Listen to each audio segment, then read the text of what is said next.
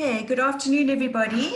It's 3 o'clock, nice and prompt for our first online AGM webinar. It's scary, but it's exciting at the same time. The one good thing about having an AGM in this way is that we can invite supporters and interested parties from all over the world. And so we're very excited to have people from the UK, supporters from Belgium and rest of Europe joining us, and of course here in South Africa and Somerset West. So welcome everybody to our latest AGM. We'll be discussing the period that ended in February, end of February 2020. So we're really talking about last year.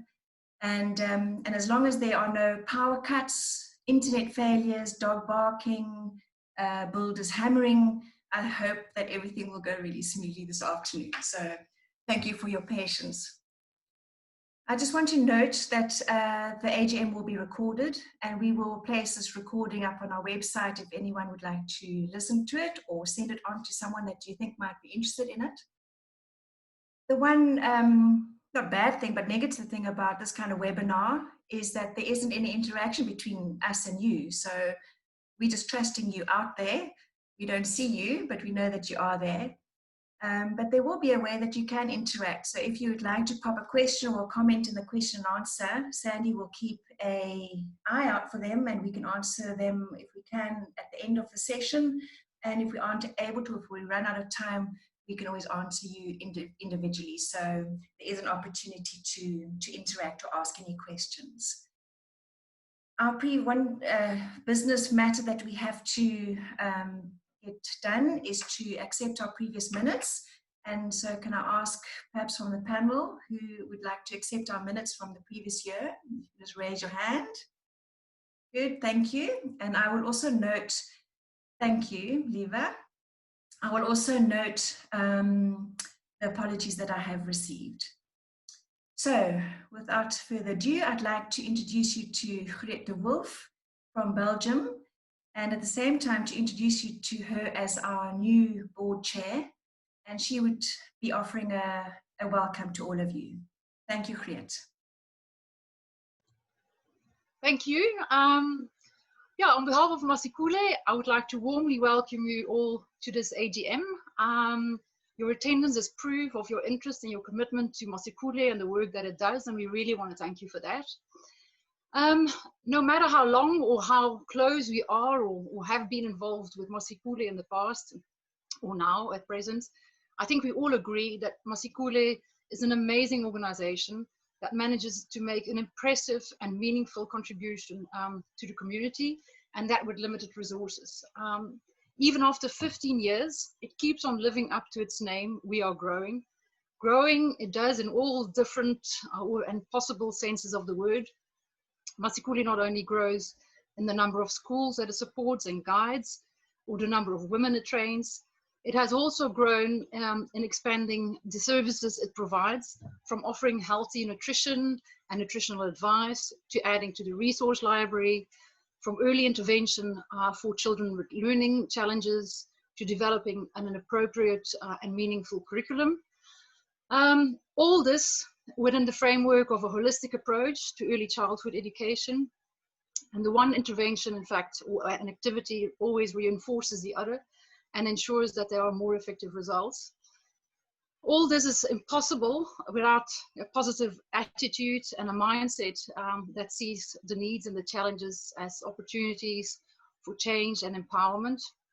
And that also applies to the community and the women in the community who give endlessly and who show a determination to not let any of the challenges get them down. For that, we salute you all. It is in the partnership it is in this partnership between Masikhule and the community that lies the strength of Masikhule, as I'm sure. And that also makes that it works, in fact. True empowerment comes from offering guidance and support and upskilling, whilst ensuring independence and self-determination within the community. And the constant interaction between Masikhule and the community allows to identify and address the true issues and in a sustainable manner try and do something about it.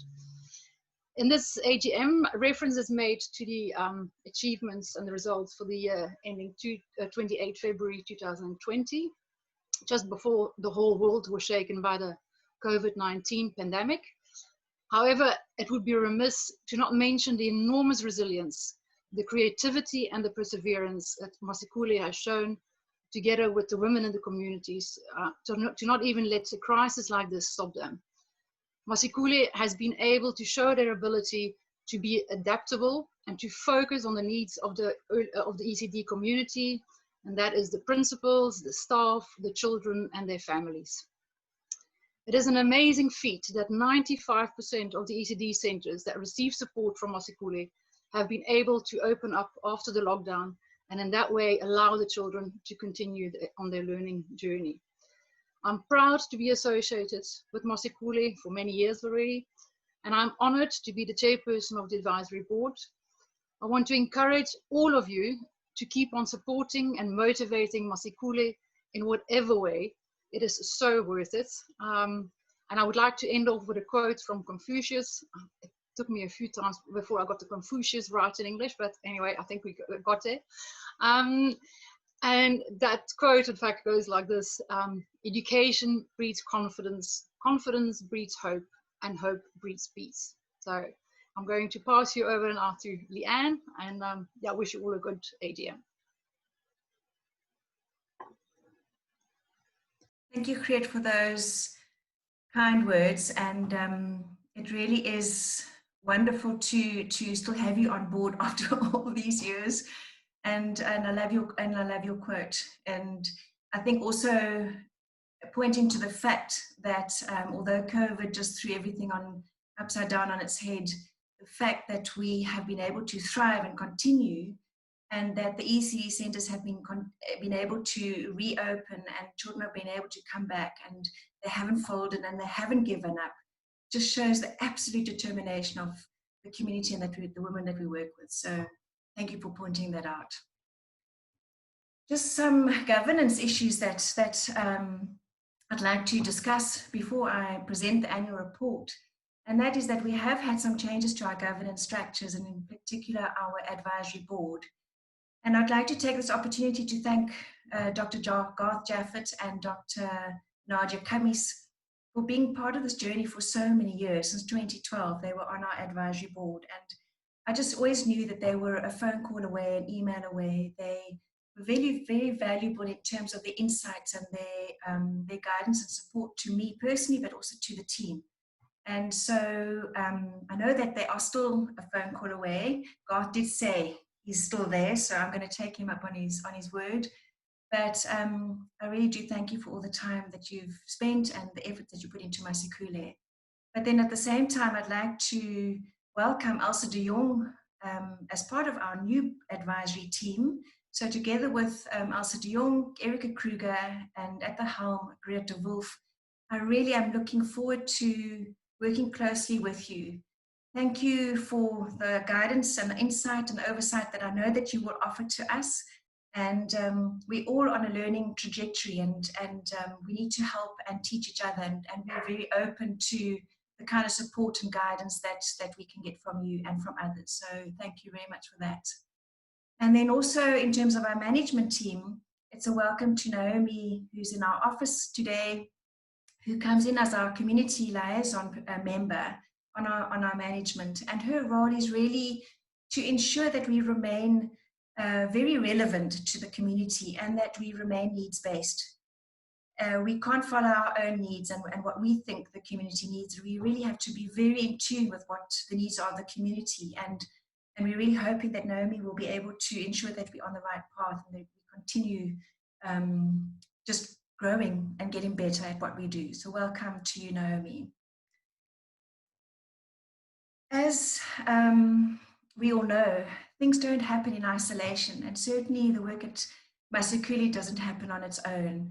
Besides the advisory team, the management committee, but it's the entire group, not only the community, the ECD principals, the staff, the children, the families. At the core of all of this lies the Masikhule, what I call the Dream Green team. And it is just incredible how this group, small group of 8 or 9 of us, just managed to carry on. It doesn't matter what gets thrown our way. We are a team who we all are adaptable. We see challenges as opportunities. And I just want to thank every person on the team for your dedication, your commitment, your passion, your insight, and your unwavering commitment to making sure that we are successful. So thank you to all of you. I really am indebted to you and what you mean to me personally, but also to the organization as a whole. Okay, so in terms of our annual report, our key focus areas changed a little bit this year. And again, it was because of where the needs of the community led us. And although our focus area still stays in at training of early childhood development, and we have a number of training sessions that happen underneath there, and I will go through those as we carry on. Mentorship is still very vital to what we do. Our early intervention pillar has come more to the fore because of how important it is to make sure that what we are doing has an impact. Early nutrition, you can't achieve anything if children aren't being fed and they aren't receiving the nutrition that they need. And they also can't function without some kind of resources. It's all fine to make toys from waste and using waste materials, but there need to be some resources available to make sure that they really get a good quality education in those first early years. We also have some special projects where we, especially the one in terms of ECD registration, we wear a different hat for that. We get sponsored by the Department of Social Development to assist centres here in the Somerset West, Solaris Pass and Christmasson Park areas in registration. And it has also been a project that has come with some of its frustrations, but at the same time with enormous opportunities to build relationships within the community. And that for us is the core of everything, to really build trust and respect, mutual respect within the communities. And then our curriculum project, which I will also go into more detail a bit later. Our training, we had to change some of what we did from the start of the year. We realized that the women who were coming on our training were changing. They weren't going into the teaching profession just because they didn't have anything else to do. They were really committed. This is what they really wanted to do. They wanted to start their own creche. They wanted to teach children. They really wanted to be with young children. And often through our courses, we would ask them, but why do you do what you do? Why are you pursuing this profession of yours? And many of the replies have been, because I want to give what I never had.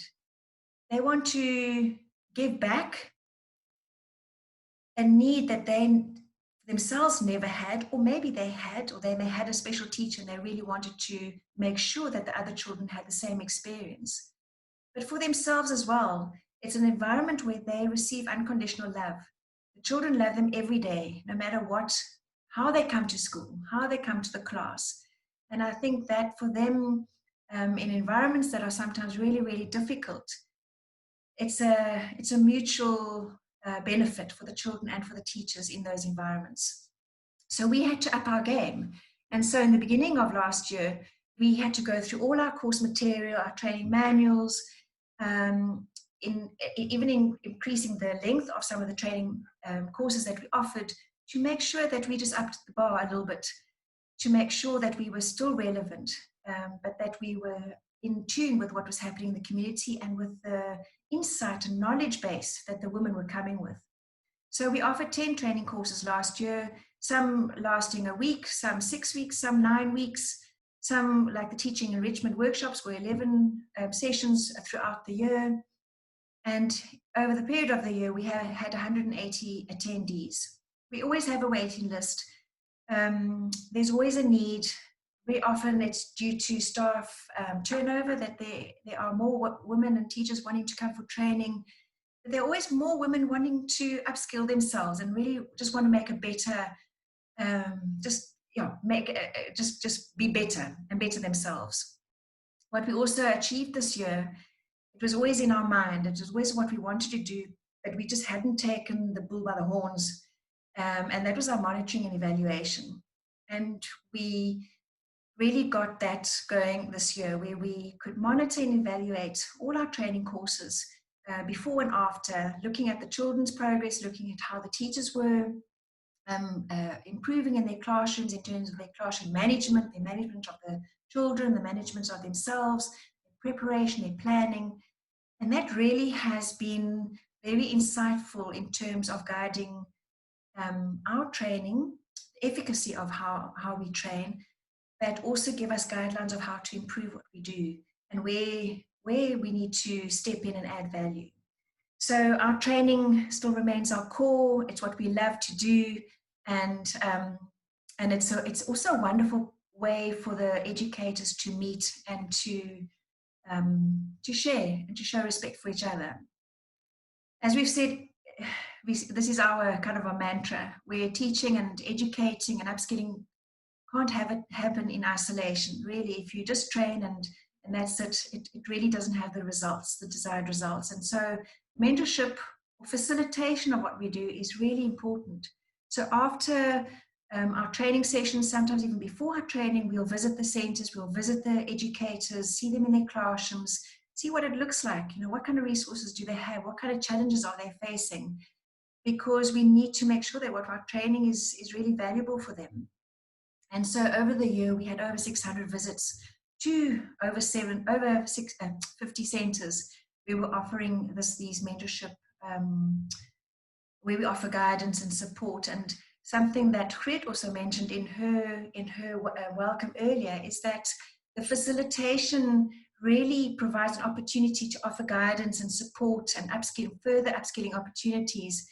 But the key here for empowerment is to ensure that there's still that independence and self-determination.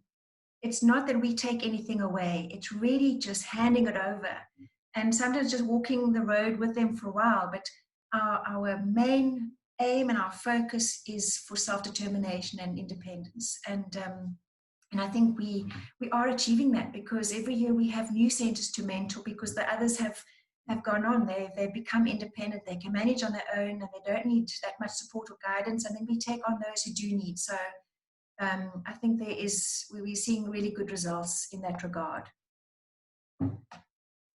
Sorry.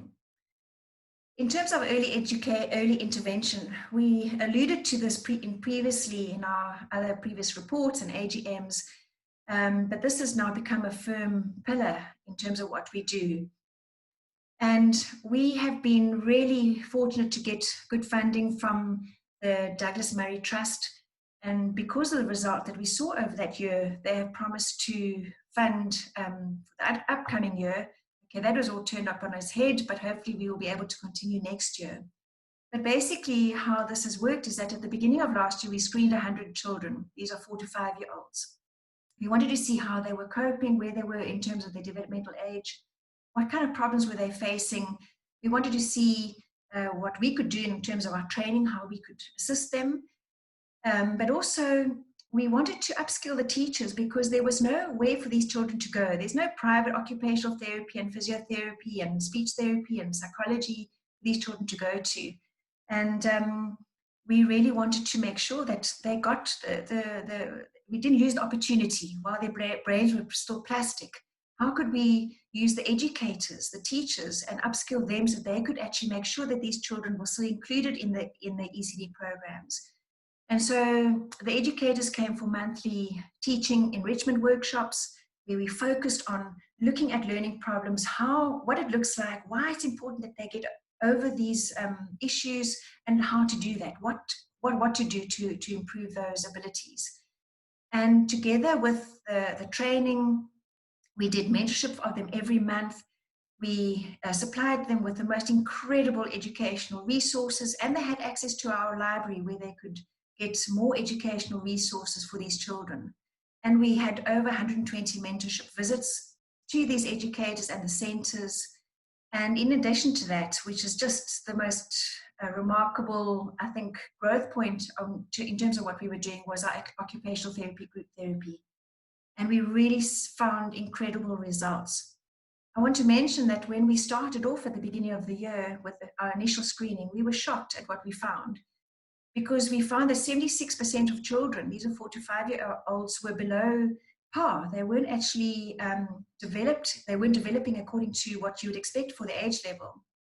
And this was reflected in national results as well for the same age group on the whole of the South African population. So it was really significant, and we just realized we can't leave this. We have to make a plan.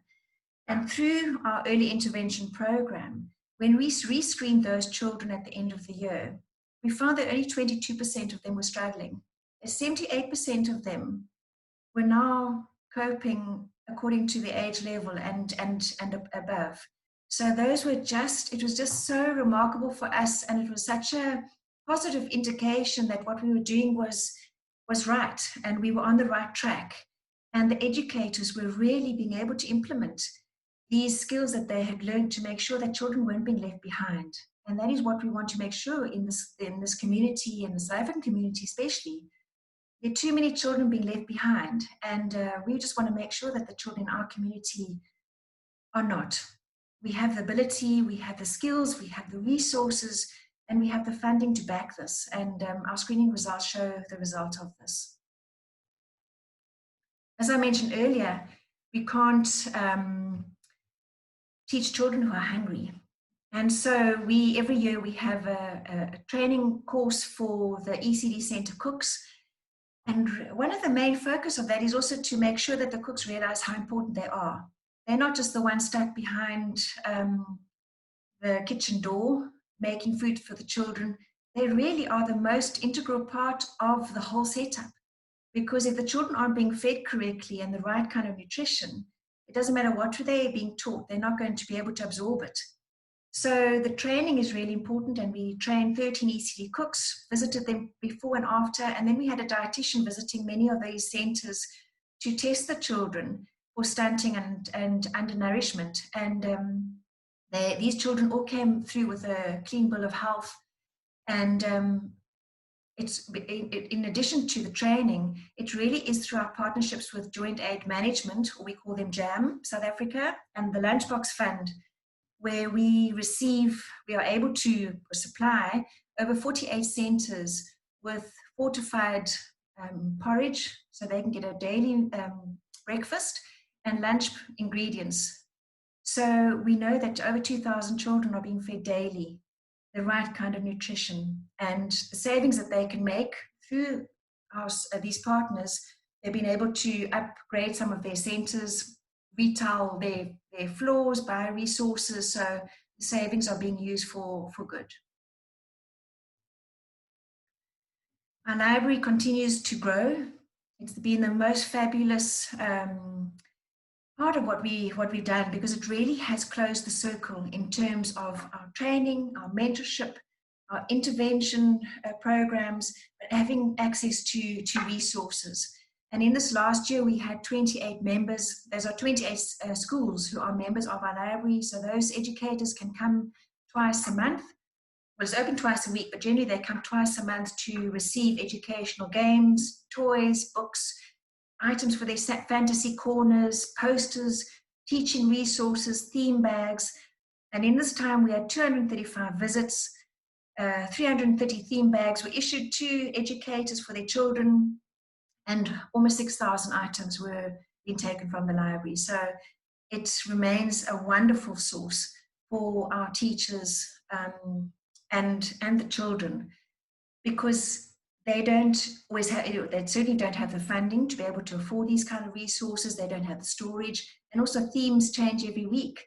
So it just seems crazy for them to purchase new theme items every week.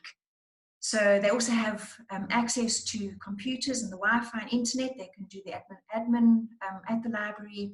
So this is a fabulous resource for them, and we really are proud of it and what we've been able to achieve through that. Part of our ECD capacity building is really the upgrades of the centers that we work with. Often, many of our centers really have the bare minimum. It has improved over the last 15 years, I must admit. 15 years ago, it was really, many of the centers were being housed in shacks. but now they are in brick homes, but usually they are homes. They don't have beautiful outside play areas, they don't have grass, they don't have shade, they wouldn't have play gyms, shelving and cupboards and kitchens. Lighting always are problems, roofing leaking in the winter, very, very hot in the summer. And so we have a core group of funders who, for a number of years now, have just been phenomenal in offering very, very generous support to ensure a number of our centres receive the upgrades in terms of their infrastructure. And so I'd like to just point out to Golden Sunbeams, Share Africa, Jam South Africa, Gerda Jung and her very generous Rotary Club in Germany, who have really been instrumental in making these upgrades possible and making the play areas and the creche is just a fun and happy place for the children to be, because that is what it should be. It should be a safe and a fun environment for them. Just in a mention in terms of our curriculum, I'm going to skip forward a year because I was just too excited to leave this out. And although this has really, most of this has happened this year, it started last year. We decided to embark on a Masikhule curriculum project. And it is through in fact, it's like an international funding venture, because we have funders from the UK, the funders, Kivet Fonds from Belgium, and South African funders, Simon Farr in the UK, who have part-funded, each three funders have part-funded this amazing project, where we decided that we need, although in our training, we were upskilling and giving the educators knowledge of how to implement a curriculum, they weren't able to do it equally.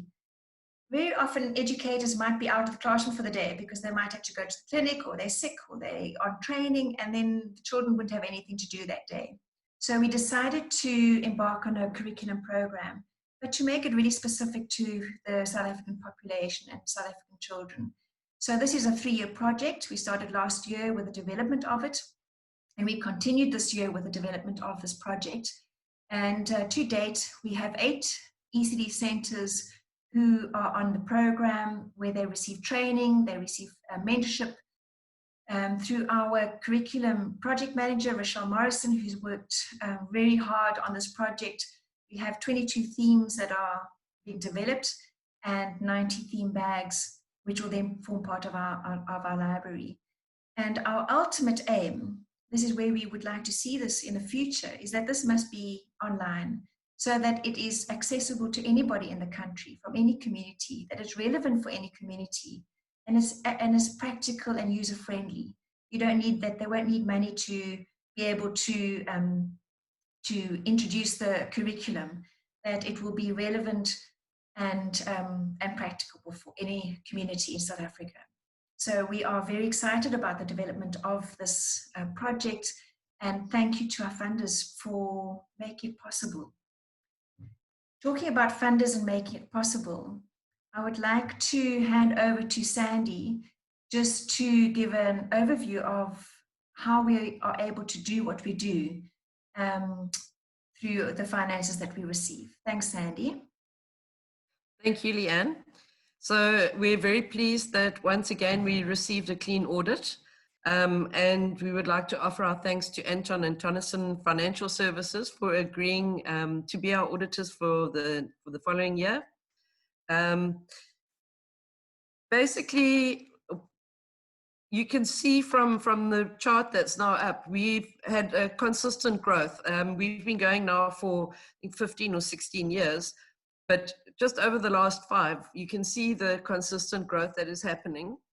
And we try to make sure that we keep a little bit in the bank, but not too much, because what we get in, we must spend. And you'll see there's an anomaly in 2019, 2020, and that is because of the Douglas Murray Trust Fund that came in for our early intervention program. And they gave us a tranche in 2019, but the work was done in 2020, which is why you can see income and expense. If you put them together, it actually evens out over the 2 years.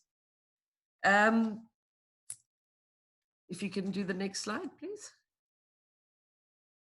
So just to talk to our income a bit, from March 19 to February 2020, the majority of our funding, you can see more than half came in for our core projects.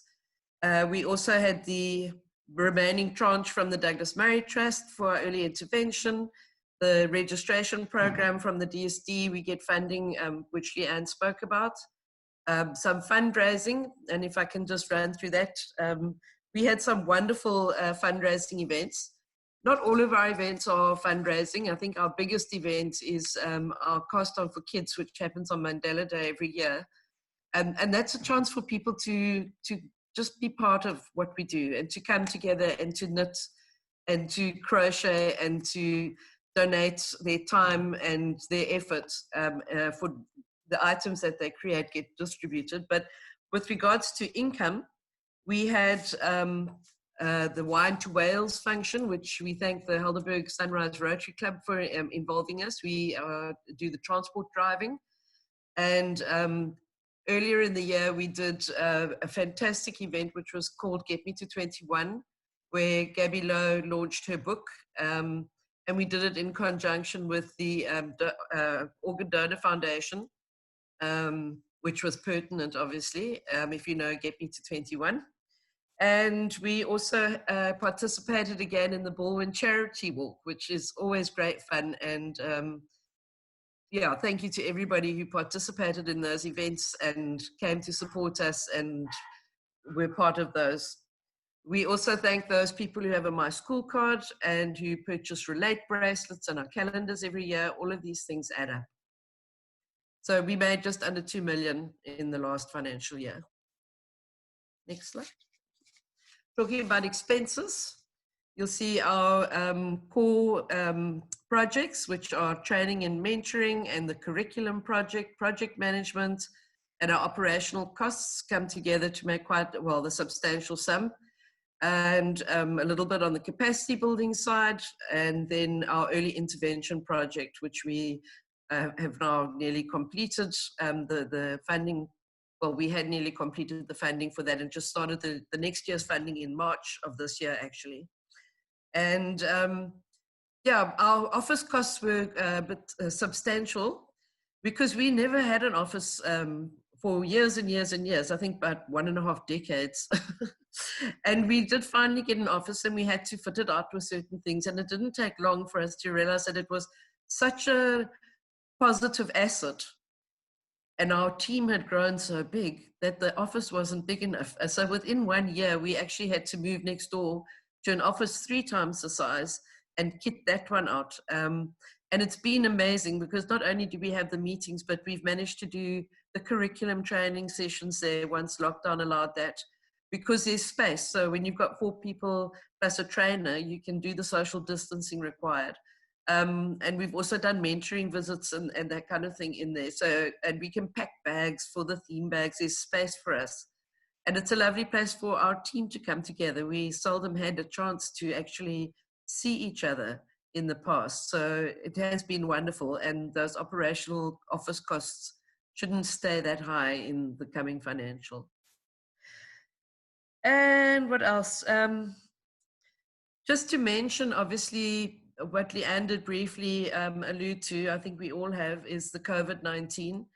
We have to say right up front, although we'll only be reporting on it next year, how unbelievable donors have been. So generous, so supportive, and allowing us to take funds that they'd donated for specific training courses and use them as we needed. They had the trust that we would do what was needed to keep these ECD centers open, because if all of them closed down, there would be no point having a Masikhule. And the children ultimately would be the ones who would suffer. So thank you so much to everybody for your funding and your support. Big and small, all of it matters, and we really appreciate it. Thanks. Thank you for that, Sandy. Much appreciated. And thank you to Sandy for assisting me with, although we have an accountant and an auditor to assist me with we have ledgers for all our different funders and donors and projects, and she helps to keep everything on track and us in the straight and narrow. So thanks for that, Sandy. I'd like to introduce you to Naomi Malebo, who's our new team member on our management team. We've known Naomi for a couple of years though. She's the principal of Great Beginning Educare Center in Asanda Village, and she needs to say a few words. Thanks, Naomi. Thanks, Leanne, for the opportunity, and thank you so much for honoring me with this opportunity to say a few words. And I'm so glad to be also part of this amazing team. All right, and here it goes. There's a comment that says that the strength of the team is the individual members, but the strength of each member is the team. Now, the strength of Masikhule lies in the collective, and that is the Masikhule team, the beneficiaries and the donors. This could not be all possible without you guys. And I also would like to say a sincere thank you to all those that has given in any forms of monetary value, whether it's big or small. All those that have spent their time, their advices, their thoughtful gesture and acts of kindness, it does not go unnoticed. We really appreciate you. And mostly, as we know that we have been going through these tough times during COVID, it would not have been possible for the preschool to be reopened without your assistance. And we're also looking forward to have the training again starting next year in 2021. And also me as a principal of the preschool, I really want to say that when the announcement was made that the preschool had to be open, I was panicking. There was a whole long list of things that needed to be done that required money, that required time to do that. I was really in a panic, but this amazing team of Masikhule came to a rescue. They narrowed down the SOP into short little pieces that can be understood, that can be put into practice, and therefore I could open my preschool with such a confidence because I knew exactly what I was doing. And I can attest, this is just not me. All the principal could say the same thing. We could be able to open because Masikhule has helpers with all the sanitizers or all the material that were actually needed to make this a success. So for that, we're really grateful. And for all these years that you've been helping us with our teachers enrichment, and I promise you, the kids that goes to our preschool, they get questioned, which preschool did they go to? Because now we can offer the highest quality education because of the support and the training that we have from Masikhule. So on behalf of all the children, the community, and all the principal, I would like to say to each and individual of you that has made this possible, a big thank you. We're really grateful. And one thing that I always see with the Masikhule staff, I've worked with them very closely. If there's one thing that's alive in them, it's passion. They do this thing with wholeheartedly. So they risk their lives, sometimes going into the communities whereby sometimes it's not safe, but they do it with open hearts. We really appreciate you. Thank you so much. Thank you, Naomi, for those very kind words. Appreciate that very much. Trying to go to my last slide. Yeah, thank you, Naomi. And while you were talking, I was just thinking about, you know, you saying how you've appreciated working with us. And I think I might have mentioned a little bit earlier in the AGM is that, and like you said, in terms of that quote, it's the team that really matters. There are no egos involved because it won't work. It doesn't work that way. It is just the collective. And it's not Masikhule on its own. It's not the management on its own. It's not the principals on its own. It's the whole collective. And ultimately, it's the entire community that come together to make things work. And as long as we have the same vision and the same mission, and we have the same ideals in mind, there can only be a positive outcome. And I must say, you know, working with Masikhule for the last 15 years, it really has been an absolute privilege to, in fact, I've just learned so much from the community, from the women who work in the community, because I've just realized what kind of incredible strength they have, what incredible determination they have, that anything, it's almost, even in the times of COVID, we were talking about this recently, is that it's just another challenge. They face many challenges, and it is just another challenge, and they always come out the other end with so much positivity. And part of this team, as Sandy also mentioned, are the funders. And this time of COVID has really brought out the incredible generosity of a much broader community. And we've been very honored and proud and touched by the trust that people have had in what we do. And we really have been able to make a difference in this time. And the testament to this is the fact that 95% of the centres have been able to open, and those who haven't opened are opening next year. It has been because they weren't able to pay their rent or they haven't had a venue. So it's this collective that I really honour, and I'm very proud to be part of this collective. So with 20 minutes to go, this I think could be the quickest AGM you've maybe ever attended and we've ever presented. Really proud of that fact. But I know there were some opportunities for questions and answers and chats. Sandy, are there any there that we can respond to? And I know there were a few. Unfortunately, we can't respond to raised hands because you can, but you're welcome to put any comments in the chat or the question and answer. Sandy, are there any there? I have been answering as they come up. If there's anybody who hasn't been answered, I apologize, but as I see them, I have been attending to them. Okay, if there are any questions about what we have discussed or what we, any other figures or anything that we've put out there, you're very welcome to contact me after the AGM. But I think with no more matters at hand, we can close the AGM for this year, and I look forward to seeing you all again in August 2021. Is that possible? Yes. So thank you very much for attending. Thank you to my panelists. Thank you to everybody for your interest, and enjoy the rest of this day. Goodbye.